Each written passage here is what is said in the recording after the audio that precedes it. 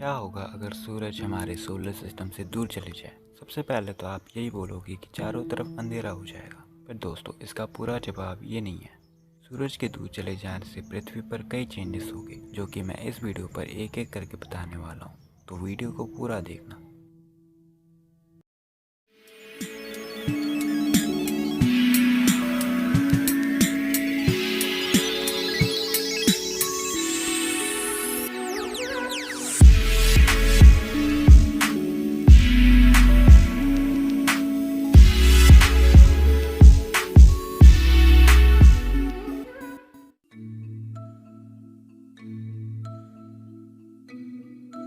दोस्तों, आपको ये तो पता है कि हमारे सोलर सिस्टम पर एक स्टार है, सन, जो कि बिल्कुल सेंटर पर है, और जो रोशनी हमें मिलता है वो भी इसी से आता है। पर मान लो कि सूरज किसी दिन कुछ वजह से हमसे दूर जाने लगता है, तो उससे सबसे पहले जो चेंज होने वाला होगा वो आप सबको तो पता है कि चारों तरफ अंधेरा ही अंधेरा होगा। पर वो हमें 8.3 मिनट्स के बाद ही पता चलेगा, क्योंकि लाइट को सन से अर्थ में आने के लिए 8.3 मिनट्स का समय लगता है, जिससे कि सबसे पहले चांद हमें बिल्कुल दिखना ही बंद हो जाएगा, क्योंकि वो हमें सिर्फ सूरज की रोशनी की वजह से ही दिख पाता है। पर इसके बाद दूसरा जो चेंज होगा वो हमारे अर्थ के रिवोल्यूशन प्रोसेस पर होगा।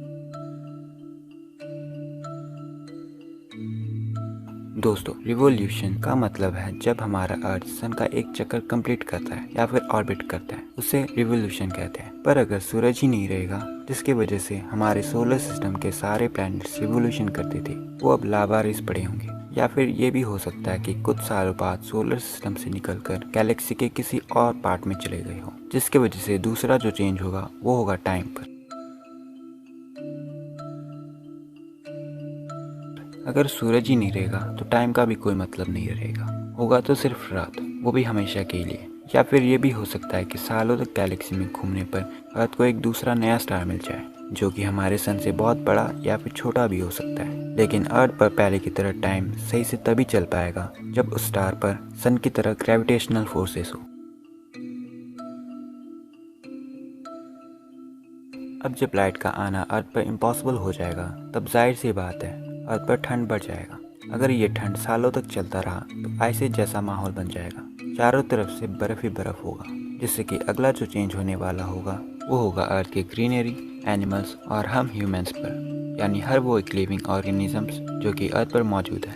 जैसे जैसे ठंड बढ़ता जाएगा, अर्थ पर पेड़ पौधे फोटोसिंथेसिस करना बंद कर देंगे, जिससे कि भारी मात्रा में पेड़ पौधे मरने लगेंगे, क्योंकि अगर उन पर धूप ही नहीं पड़ेगा और ऊपर से सिर्फ ठंड ही पड़ता रहेगा तो बचने का कोई सवाल ही नहीं बनता, और हम इंसान और जानवरों का भी हाइपोथर्मिया और ऑक्सीजन की कमी के कारण मौत हो चुका होगा। अब ऑक्सीजन की कमी के कारण हमारा इसलिए डेथ होगा क्योंकि ऑक्सीजन देने वाले पेड़ पौधे ठंड के कारण मर चुके होंगे, और एल्गी जो नदी समुद्र के फ्रीज हो जाने की वजह से अब ऑक्सीजन हमें नहीं दे सकती। पर डीप ओशन अभी भी लिक्विड फॉर्म में मौजूद होगा, क्योंकि जो अर्थ का कोर है उसकी गर्माहट पानी को फ्रीज होने नहीं दे सकती, जिसकी वजह से वहाँ की मरीन लाइफ अभी भी जिंदा पड़ी होगी।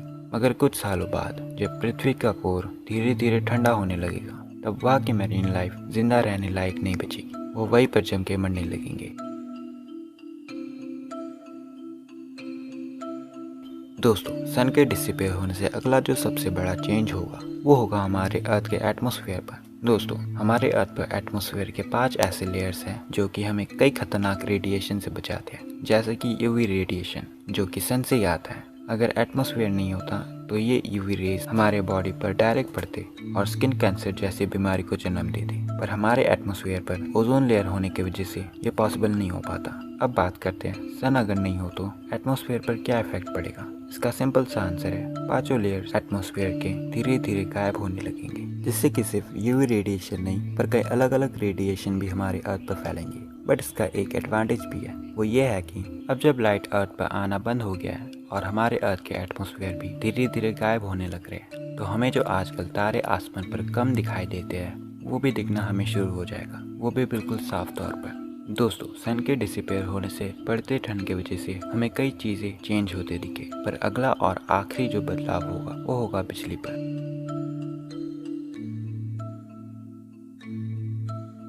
दोस्तों, आपको ये तो पता है कि बढ़ते ठंड की वजह से हमारे अर्थ पर आइस जैसा माहौल बन गया है, यानी चारों तरफ बर्फ ही बर्फ होगा। अब यही बर्फ हमारे इलेक्ट्रिकल वायर्स जो कि घर के बाहर आपने देखे होंगे उनको डैमेज कर सकते हैं, जिससे कि आगे जाके कई प्रॉब्लम्स फेस करने पड़ेंगे। दोस्तों, अभी के टाइम पे लोग सोलर लाइट्स भी यूज़ करते हैं जो कि सूरज से ही चार्ज होता है। पर दोस्तों, अगर सूरज ही नहीं रहेगा तो ये सब पॉसिबल ही नहीं हो पाएगा। लेकिन अभी के टाइम पे 70 मिलियन लोग ऐसे हैं जो कि इन पर ही निर्भर है, जिनके लिए ये आगे जाके एक बड़ा प्रॉब्लम बन सकता है। हालांकि दोस्तों, सन डिसिपेयर होने से पिछले कुछ सालों तक तो चलेगा, ज़्यादा से ज़्यादा 2-3 साल, पर फिर ख़त्म हो जाएगा।